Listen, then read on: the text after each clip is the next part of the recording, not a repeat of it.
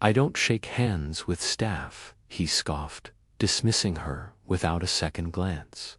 What he didn't know, she wasn't the staff. She was the decision-maker, holding the pen on a $4 billion deal.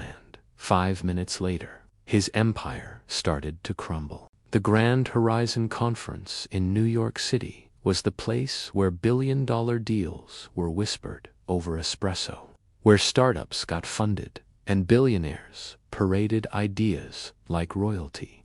At the heart of this glittering chaos stood Danielle Pierce-Black, poised, sharp, and calm. She wore a soft, gray suit, no flash, no designer logos, just quiet power. Danielle was the senior partner of Lumen Equity Group, one of the few women and even fewer black women who controlled a multi-billion-dollar investment portfolio. She was there for a potential $4 billion merger discussion, one that had been building for months. The final meeting was with one of the prospective partners, Brennan Knox, a flashy white billionaire known more for his yachts and headlines than his humility. Danielle arrived early. She waited near the private boardroom, sipping tea, when Brennan walked in with his entourage laughing loud, full of swagger. Their eyes met. As Brennan approached, Danielle stood and extended her hand with a gentle, "Nice to meet you, Mr. Knox." He didn't take it. Instead, he looked at her, chuckled slightly, and said, "I don't shake hands with staff. Just let whoever's in charge know Brennan's here." Danielle blinked. A moment of silence stretched. Then she gave a polite smile and stepped aside. Brennan strutted past her and into the boardroom, not realizing he had just disrespected the very person he was supposed to impress. Inside, he made himself comfortable, ordering coffee, adjusting his blazer, cracking jokes about overdressed assistants. 2 minutes later, the room fell quiet as the lead partner entered. It was Danielle. Danielle walked in with grace, took her seat at the head of the table, and placed a thick folder down labeled Lumen Equity Proposal Review. Brennan's face froze. She looked him square in the eye and said warmly, "Mr. Knox, I'm Danielle Pierce, senior partner. I oversee Lumen's mergers and capital distribution." A few of his team members shifted awkwardly in their seats. She continued, "I believe you mentioned not shaking hands with staff. Don't worry, this meeting will be brief." Brennan stuttered.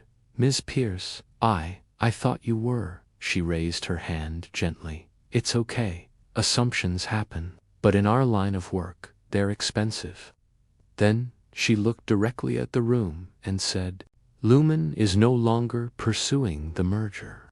We've decided to allocate our $4 billion partnership elsewhere, to leadership that recognizes value beyond appearances." Word spread fast.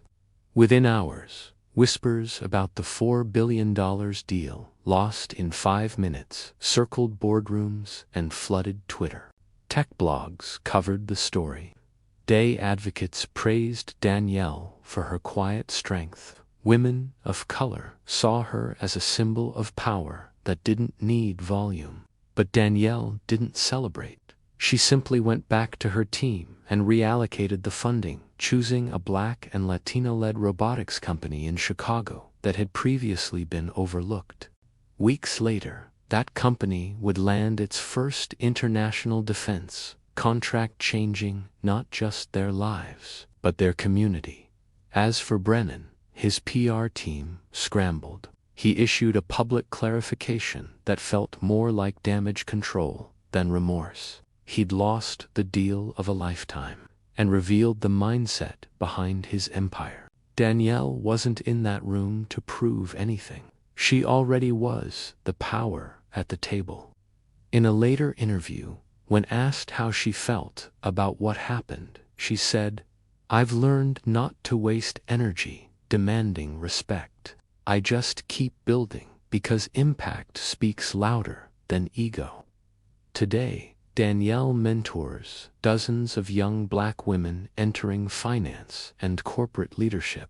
She teaches them that being underestimated isn't a weakness, it's a weapon, if you know how to wield it with grace.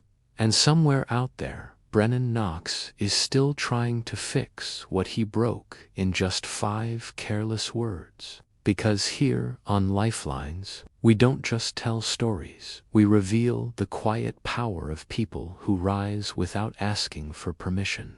Because sometimes, the person they ignore in the hallway is the one holding the future in their hands. And the handshake they refuse, that's the opportunity they'll never get back.